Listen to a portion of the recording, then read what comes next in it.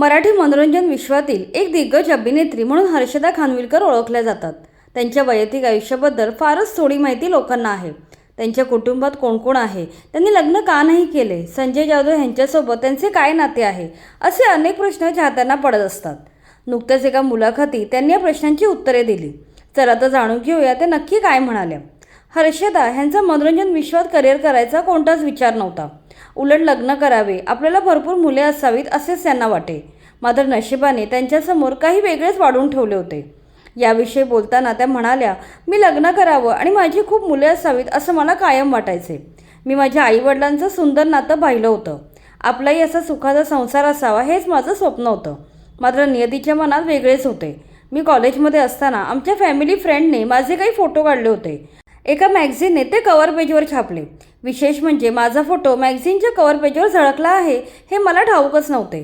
तो मॅगझिनवरील फोटो बघून प्रसिद्ध अभिनेत्री नीना गुप्ता यांनी मला कॉल केला आणि माझी निवड त्यांच्या दर्द या मालिकेसाठी केली। मी म्हटलं एकदा प्रयत्न करून पाहू। मग एक एक मालिका मिळत गेल्या। दामिनी, उचापती, गुरुकुल, आभाळमाया अशा एका पाठोपाठ एक मालिका केल्या। आभाळमाया मालिकेसाठी संजय जाधव कॅमेरामॅन म्हणून काम करायचा। त्याच्याशी मग घट्ट मैत्री झाली। आम्ही दोघांनी मिळून हॅपनिंग्स अनलिमिटेड या नावाने निर्मिती संस्था काढली।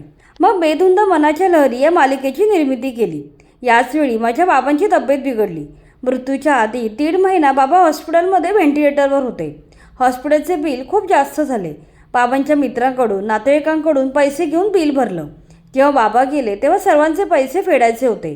माझ्यासमोर कर्जाचा मोठा डोंगर उभा होता। मोठी बहीण या नात्याने आईची आणि छोट्या बहिणीची जबाबदारी माझ्यावरच होती। या काळात अभिनय, निर्माती, कॉस्ट्यूम डिझायनर अशा सर्व क्षेत्रात मी झपाट्याने काम करून सर्वांचे पैसे फेडून टाकले। हे करताना लग्न, मूल या सगळ्या माझ्यासाठी गोष्टी दुय्यम ठरत गेल्या। जेव्हा सगळ्यांचे पैसे फिटले तेव्हा लग्न करण्याची इच्छा उरली नाही। या काळात संजयच्या जवळपास सगळ्या चित्रपटांसाठी मी कॉस्ट्यूम डिझायनर म्हणून काम पाहिलं आहे। आमचे नाते फक्त व्यावसायिक नसून त्याचे आणि माझे घरोब्याचे संबंध आहेत। त्याची फॅमिली तीच माझी फॅमिली असे मी समजते। त्याच्या वडिलांनी मला मुलगीच मानले होते आणि आता संजयच्या मुलींना मी माझ्याच मुली मानते।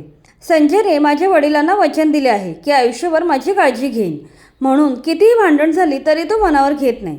माझ्या बऱ्या वाईट काळात तो माझ्या मागे कायम उभा असतो। अशा प्रकारे हर्षदा खानविलकर यांनी लग्न न करण्यावर आणि संजय जाधव यांच्याही असलेल्या मैत्रीच्या नात्यावर खुलासा केला। यानंतर त्यांनी आपल्या आयुष्यातील पुढील वाटचालीवर गप्पा मारल्या।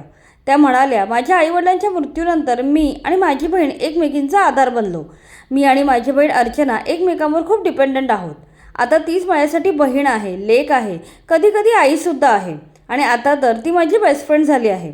त्याहीपेक्षा महत्त्वाचं म्हणजे तिने माझ्या आयुष्यातील खूप अनमोल गिफ्ट मला दिलं आहे। असं गिफ्ट मला कधीच कोणी देऊ शकणार नाही। ते म्हणजे तिचा मुलगा कुशल, ज्याला मी माझ्या बुढापेका सहारा म्हणते। तोच माझा गोड मुलगा आहे, म्हातारपणातील आधार आहे।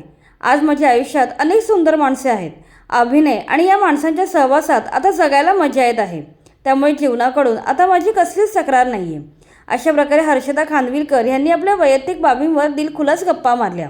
सध्या त्या सन मराठीवरील मुलगी पसंत आहे आणि झी मराठीवरील लक्ष्मी निवास या 2 मालिकेत काम करत आहेत। आजही हर्षदा खानविलकर आपल्या अभिनयाने प्रेक्षकांची मनं जिंकत आहेत। मात्र पडद्यामागे त्यांनी अनुभवलेला संघर्ष, कुटुंबासाठी घेतलेली जबाबदारी आणि नात्यांमध्ये त्यांची प्रामाणिक भूमिका हेच त्यांच्या व्यक्तिमत्त्वाचं खरं सामर्थ्य आहे। त्यामुळेच अभिनेत्री म्हणूनच नव्हे तर एक खंबीर आणि संवेदनशील व्यक्ती म्हणून हर्षदा खानविलकर आदरणीय आहेत।